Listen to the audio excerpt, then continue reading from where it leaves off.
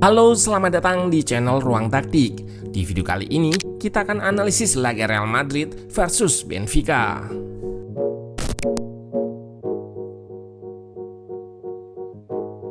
El Real memastikan langkahnya ke babak 16 besar UCL setelah mengalahkan Benfica dengan skor 2-1 dan lolos dengan agregat 3-1. Pada laga ini, Benfica yang bermain tanpa didampingi Jose Mourinho yang terkena kartu merah sejatinya bermain cukup baik. Mereka mampu mengejutkan sang King UCL dengan gol cepatnya. Namun Real Madrid juga merespon dengan kilat gol ini. Madrid sendiri menerapkan taktik yang agak berbeda dari leg pertama, termasuk dengan memberikan role lebih bebas untuk Valverde. Nah, penasaran dengan jalannya laga dari segi taktikal? Let's go, kita bahas sama-sama.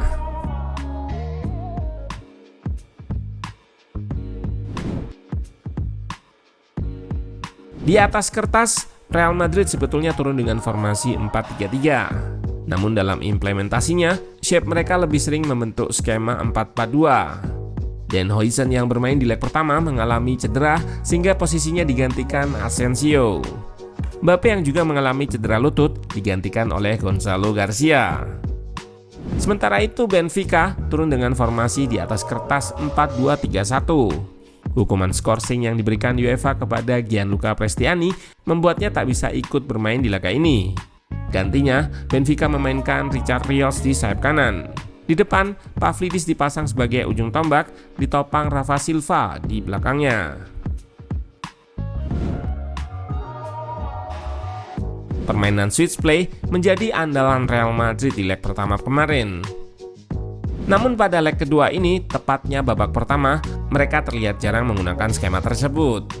Di menit-menit awal ini, terlihat para pemain belakang Madrid memasang bentuk yang agak berbeda dibanding leg pertama.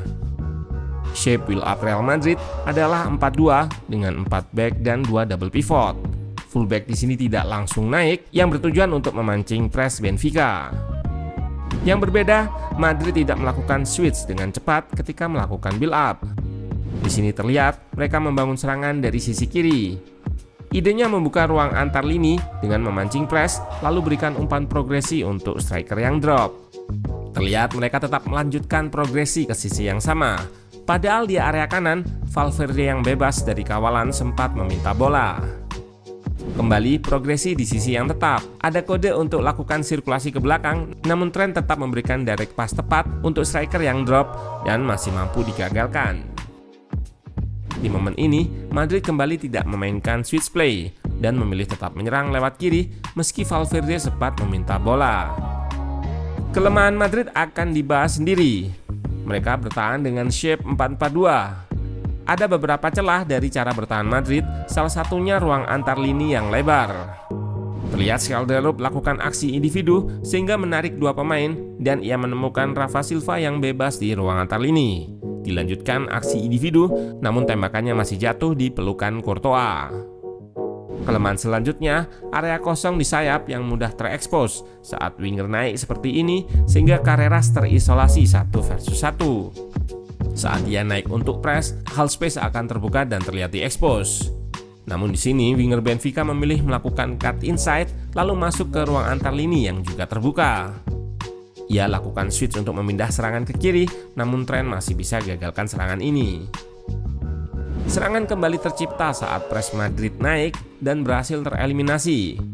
Rios terlihat mengekspos ruang antar lini dan kembali memindah serangan ke sayap kanan. Crossing dilakukan, namun Trent berhasil intercept.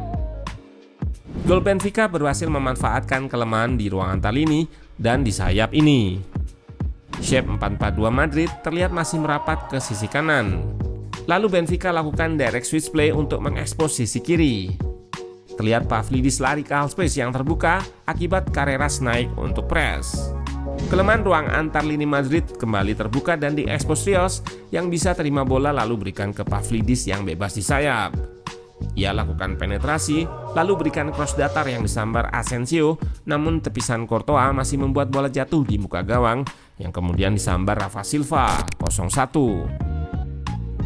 Madrid sendiri tak butuh waktu lama untuk menyamakan kedudukan. Berawal dari kesalahan yang dilakukan saat build up, Tchouaméni berhasil intercept dan mengirim bola ke area kanan.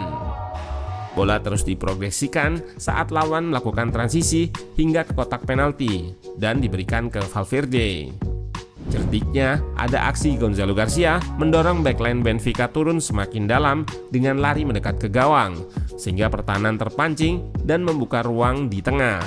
Dengan visinya yang tajam, Valverde mengirim cutback sehingga Tchouaméni bebas ceploskan bola dengan deras, 1-1. Pasca 2 gol ini, kedua tim nampak bermain lebih hati-hati. Madrid memang menguasai ball possession di babak pertama. Namun pendekatan main mereka yang jarang menggunakan switch play terasa kurang efektif, sehingga di babak kedua perubahan dilakukan. Bahkan sejak menit-menit awal babak kedua, terlihat para pemain Madrid sudah berusaha melakukan switch play yang di pertandingan sebelumnya terbukti efektif. Skema switch play ini tentu saja jadi cara paling jitu karena di banyak momen ada ruang terbuka lebar di salah satu sisi pertahanan lawan. Permainan switch play sempat menghadirkan satu peluang bagi Madrid. Di sini terlihat bola yang semula ada di sisi kiri sektor serang Madrid dipindahkan dengan cepat ke sisi kanan yang lebih bebas. Trent mendapat momentum untuk lepaskan umpan silang, tetapi Valverde yang ada di tengah gagal menyambut umpan tersebut.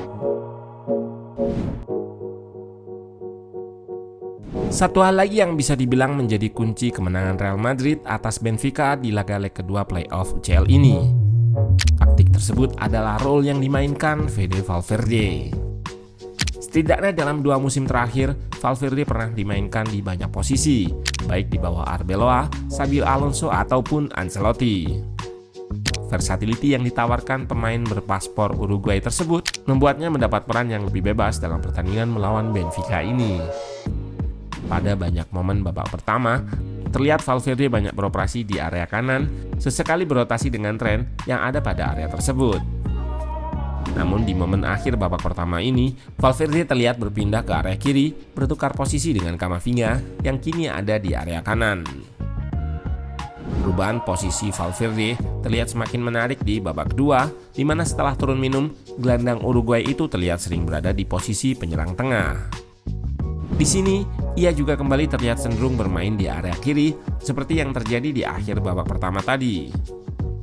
Kembali ke peluang menit 46 tadi, di mana Valverde menjadi pemain yang tiba-tiba muncul di area kotak penalti, bahkan sejajar dengan Gonzalo Garcia yang menempati posisi striker tengah. Free roll atau peran bebas inilah yang akhirnya membuat Valverde turut andil dalam gol penentu kemenangan Madrid yang dicetak Vinicius Junior. Sebelum momen terjadinya gol, Kapten Madrid ini terlihat berada di area kiri ketika Benfica sedang membangun serangan. Saat serangan dipatahkan, ia sukses mendapatkan bola dan menyodorkannya langsung ke Vinicius Junior yang berdiri bebas. Bintang Brasil itu pun langsung berlari dan menuntaskan aksinya dengan sebuah finishing ke tiang jauh yang tak mampu dijangkau trubin. 2-1, Madrid memimpin. Benfica sebetulnya masih memberi perlawanan lewat sejumlah peluang yang tercipta di akhir-akhir laga, termasuk peluang emas Rafa Silva ini. Sayang Dewi Fortuna belum mau menaungi anak asuh Jose Mourinho. Kemenangan 2-1 membuat Madrid menghentikan perjuangan Benfica dengan skor agregat 3-1. Di pertandingan berikutnya, dua tim sudah menanti Madrid, yaitu Manchester City dan Sporting. Jika nantinya lawan Madrid adalah Man City, akan menarik untuk dilihat taktik apa lagi yang akan dipersiapkan Arbeloa dalam menghadapi salah satu musuh bebuyutan timnya itu.